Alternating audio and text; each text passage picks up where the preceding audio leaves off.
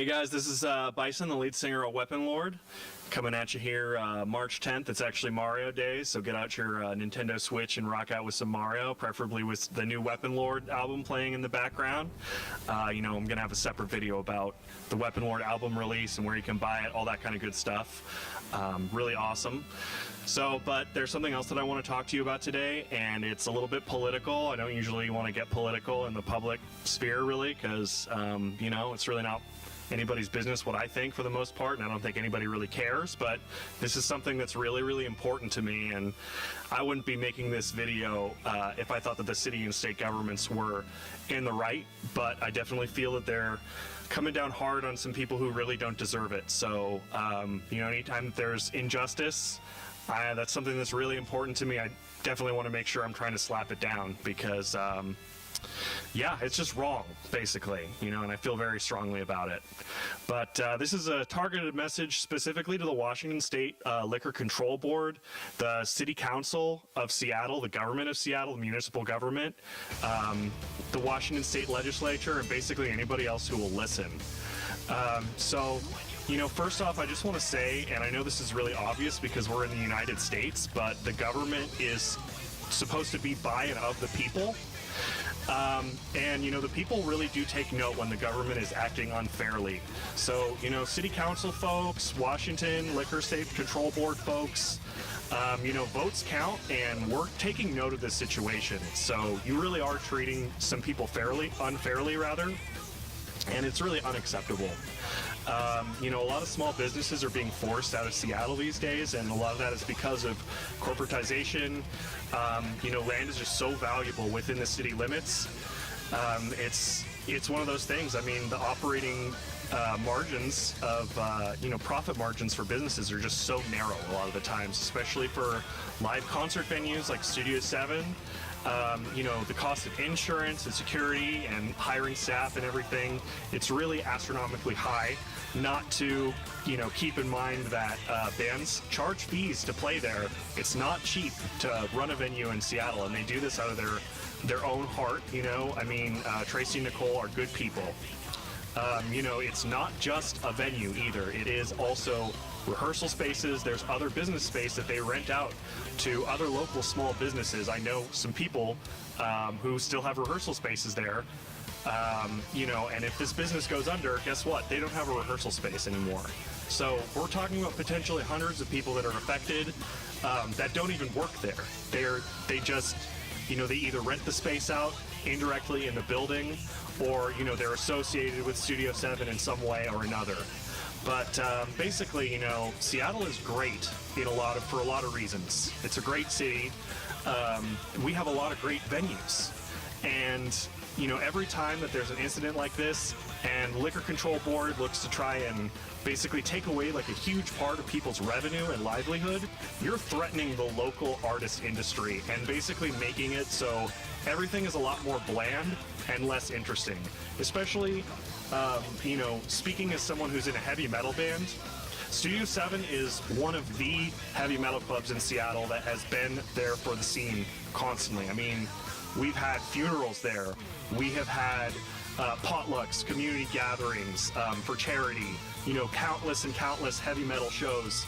And many of those happen at a loss to the club owners because they try to bring in the most awesome metal acts from around the world. Sometimes it's not as profitable as they would like, but it's things like these that cause businesses to go under, is because the government basically wants to say, oh, well, something happened that's out of your control. It didn't actually even happen inside the concert venue itself. Someone got hurt.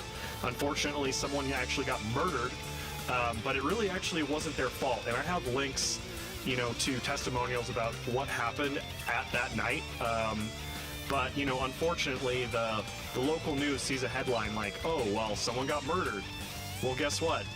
Now we're going to pull your liquor license. Well, it wasn't in the venue. It happened back where the rehearsal spaces were, where the backstage area is, and that night, the band that was playing, I'm not actually sure who it was, they insisted and they would not play if they didn't have their own security controlling the area back there.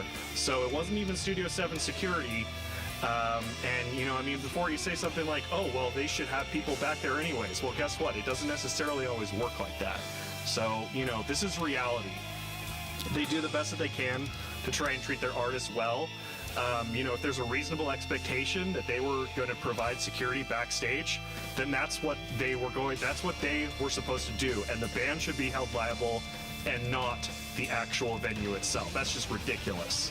So, you know, I just want to talk a little bit about what Studio 7 means to me. You know, growing up in Seattle was hard. You know, I've pretty much been on my own since I was about 16. I was a high school dropout. Studio 7 was one of the places I always felt welcome and safe. You know, Tracy and Nicole were supportive adult figures who would keep me in line. I used to rent a rehearsal space there with my old band, Die by Day, and we played a lot of shows at Studio 7. I got to know the staff really, really well.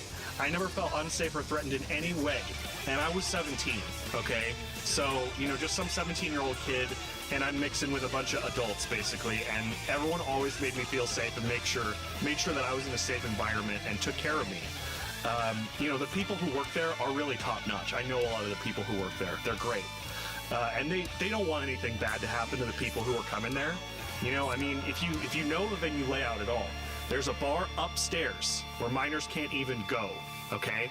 They never let anyone up there without checking their ID, okay? And they don't overserve people either. You know, if you want to hold the venue liable for things like DUIs that happen, it's really not their responsibility, and it's un-American to punish, you know, law-abiding citizens for something that other people do. I don't believe in that. I think it's wrong. So, you know, the bottom line is basically Tracy and Nicole, who are the owners, they go out of their way to make sure that the facility is safe most of the time. You know, not most of the time, all of the time, really.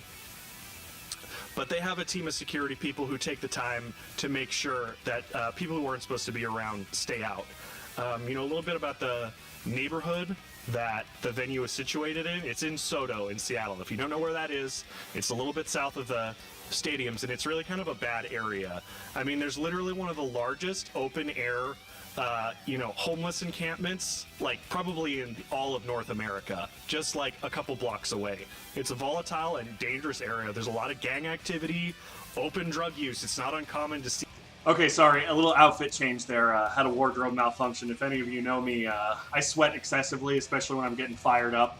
But basically, yeah, so like I was saying, you know, not uncommon to see people walking around puffing on a crack pipe in that neighborhood, okay?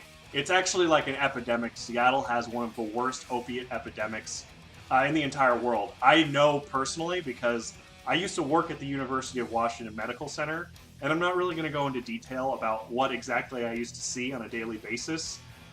You know, I don't want to violate HIPAA laws, essentially, you know. But there's a lot of addicts in Seattle, okay? Just trust me, I know. You know, had to deal with a lot of them. But you know, Studio 7 does not deserve to be punished, okay? I don't care what the Washington State standard is, but whatever it is, obviously it's unfair. And it's not actually uncommon for our government in this state to be unfair. So if you've lived here for a long time, you know one of the things that you're going to be dealing with is paying excessive fees and fines a lot of the time. You know, it just happens, all right? I'm really fired up, though. So, you know, Tracy and Nicole, I'm with you guys, all right? And if you're watching this video, I really encourage you to, you know, share it on your Facebook page or make your own video.